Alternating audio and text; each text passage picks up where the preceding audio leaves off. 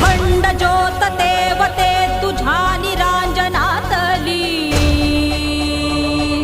अपार भाव भक्तीने तुझीच मूर्त पूजिली. त्रिशूल खड्ग घेऊनी विनाशण्या असुर ये, बनून रौद्र कामिनी प्रकाशण्या तिमिर ये. प्रतीक नारी शक्तीचे वैष्णवी महेश्वरी, तुझाच अंश राहू दे सदैव माझ्या अंतरी.